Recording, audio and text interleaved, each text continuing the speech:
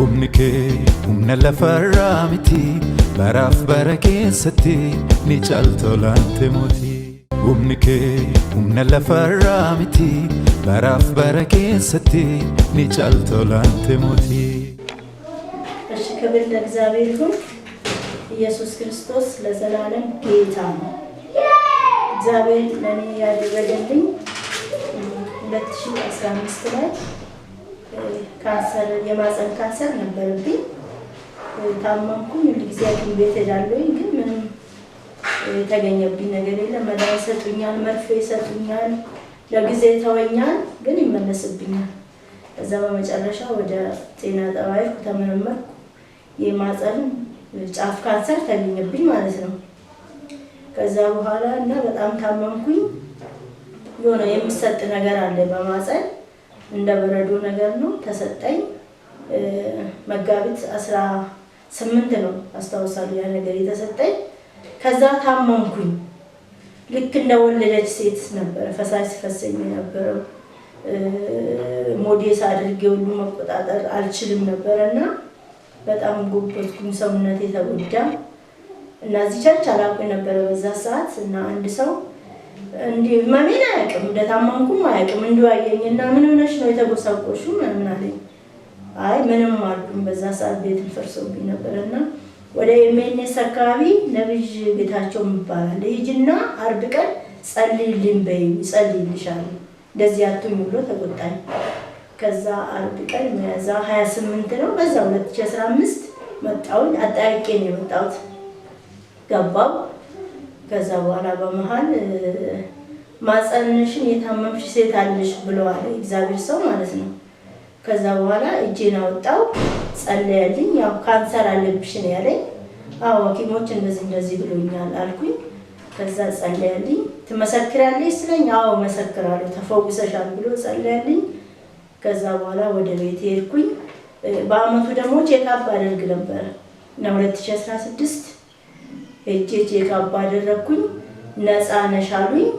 የእግዚአብሔር ስም ብሩክ ይሁን እና ጌታ ፈውሶኛል። እግዚአብሔር በዚህ ቤት ይሰራል።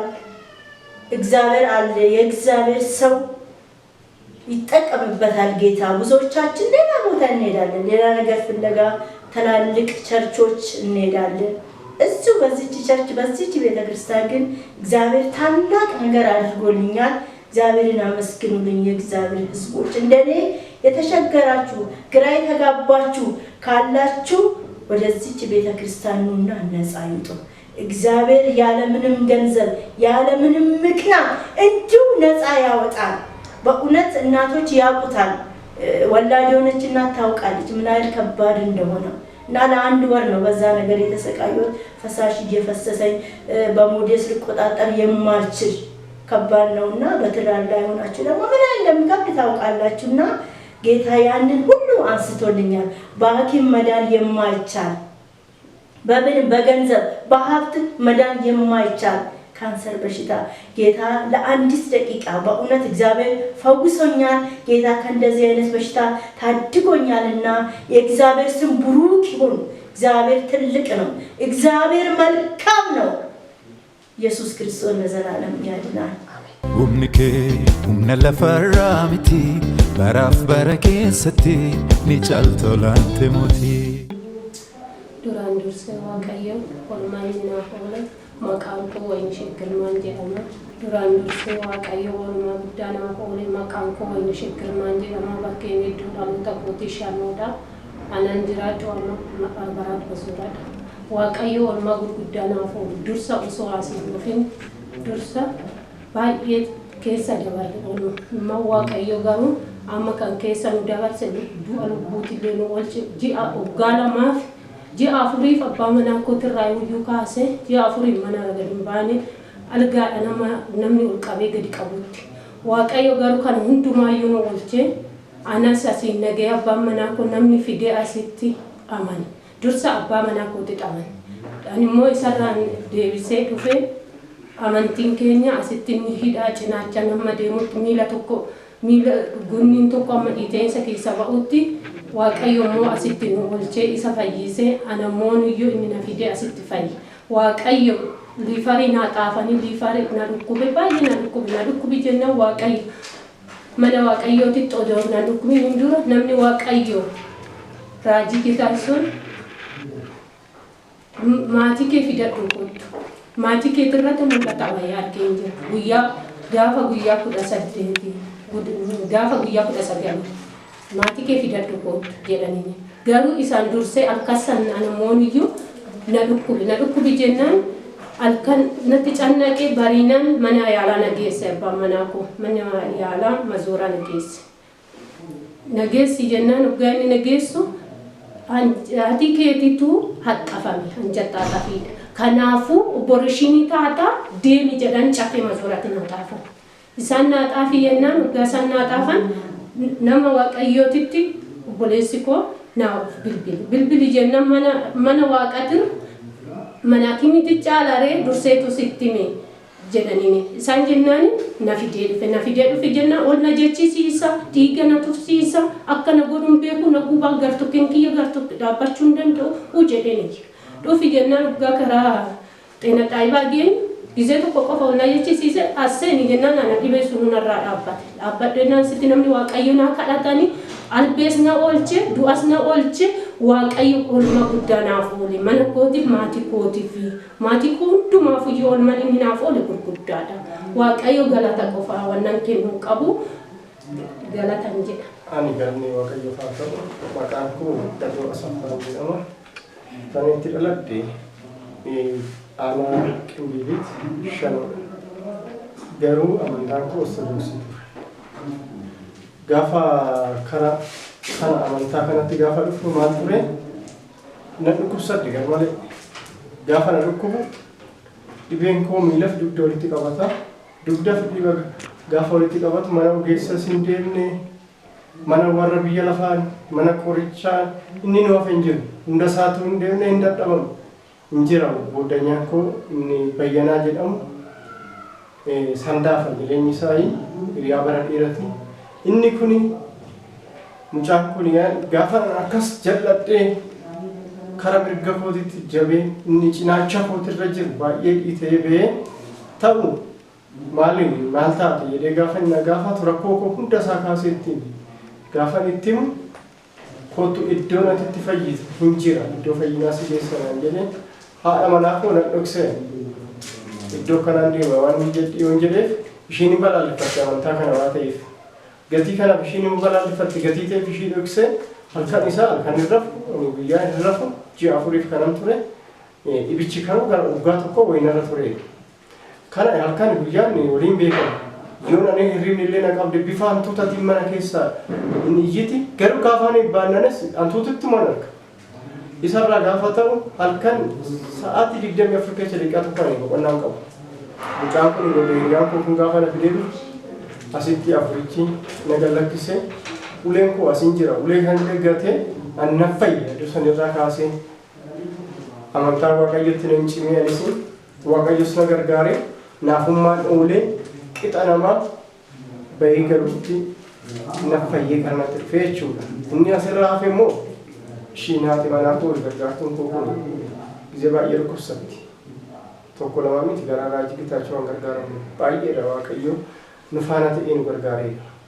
Dhugaa dubbachuudhaaf galanii waaqayyoof haa ta'u ayyaana isa guddaadha ammallee dabalee haa kennuuf waaqayyo jedha. Kana dura baay'ee dhugaa humnaa olii qabdi. Afurichi kun kan amma isaan hin beekamne iyyee gallakkise mana kana keessatti dhugaadha kun.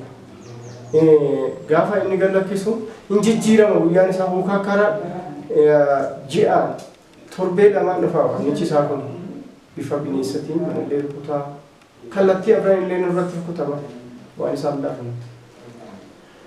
Inni kun asitti gaafa ishee gallakkise daa'ima qabaa mataa isaanii amma mammadaa'ii manni yaalatu illee hin dandeenyetti gaafa dhufe asumatti fayyinee galan qulloo utaanii qulloofne ba'aaf illee dhuun asitti buufannee galu. Innaan hundallee raasee sa'aatiin nan gahu gatii ta'eef isa barana ji'a 8ffaadha. Ji'a 8ffaa gaafa sooma sagada jimaata isaa dhufne guyyaa isaa yaadadhu bineensi tokko dursee dubbate waaqayyo bineensi tokko naannoo keetitti hunduu kara shinti beetii hin jiraachi zayitii wayii nyaatti kadhachifadheera zayitii kana qicee hin argitanaan jedhee torbeen isa sanbata kana maatii kee abra fudii koottuu jedhame ergaan kun naa darbu waaqayyo jechuudha kara nama waaqayyooti gaafa naa darbu bineensa an akkasitti hin barre kara eeganii miti kan dhufu inni kara biraatiin jijjiiree dhufa galgala galateeffannee gaafa hin rafna jedhu ishiin akkas ta'uu jammarte maayidha inni kun jenneetuma nuti waan birii hin qabnu kaanee hin ciisne halkan walakkaasaa ishiin qabiina dhiisii kan biraadha. Ayi achuma manuma waaqayyoo deemna jennee gaafa bariisaa anis ka'ee dhiqadhee gaafa hin jedhu ishiin kan biraa hin balaqqisiisa waan gurguddaa dhibichi kan agarsiisa. Amma kaanee gaafa achi dhaynu marfees kennan yaalanis dhaabbachuu hin dandeenyu. Yoosuma atattamaan barreechanii riifarii kana gaafa nuu kennan fudhannee deemne. Yaa'u nama waan ta'eef nannee waan lama na fuuldura dhaabbate tokko fuudhii deemne an jetti seetanittiin inni tokko immoo dhugumaaf karaa nana lapheen koo isa miidhee durbaa ishii mucaa tokko hin qabna ishee achi raajii bira fudhannaa ishii sa'aatii kanatti jireenya fi du'a jidduu jirti. Mar'imaan kee maramee ilaadhanii garuu waan meeshaa lallaalamee jiru. Gaafa kana nuti raajii jedhaan dawwalee lakki ati naafummaarra fayyitee jirta kootu asuma asii wayyaanii naan jedhanii anis achi asin jenne qabee fidee battaluma sanitti fayyitee galte wanti ishii faana galin jiru. Amma kana gargaaramne waaqayyoof galannaa ta'uun gargaaramne baay'ee mana kana keessatti. Waaqayyo mana kanatti bu'ee hojjeta ofiisaatii. Kanaadha kan gargaara. Barraa'ee masooraa dhaabaa masoora kirraanuu barraa'ee caffee masooraa sandaa falfa jedhamu jiru. Nuti hin dhaabne achumatti isheenis fayyaa isheetitti fudhattee fayyaa taate. Dhibeen marrimaan maramu maal kan jedhamu asitti awwaalame amananii hundinuu dhaamuu barbaadu namni kamiyyuu dhibee guddaan hin jiru kan jiru waaqa guddaan namni kamiyyuu karaa lafa kanaaf dhufuu barbaade amantaa guutuu gaafa dhufu ba'aasaa kamiyyuu haa ta'u kan waaqatti ulfaatu hin jiru anaatti ulfaatu yookaan immoo namootatti ulfaata malee waaqayyo lafa xiqqaa saakamaakiroof saakandiitti ulfaatu hunduu amanee akka gara dhufe fayyina kan argatan barbaadan kanan dhaaba. Humni kee humna lafarraa miti baraaf bara keessatti ni caaltolaante mootii. Humni kee humna lafarraa miti baraaf bara keessatti ni caaltolaante mootii.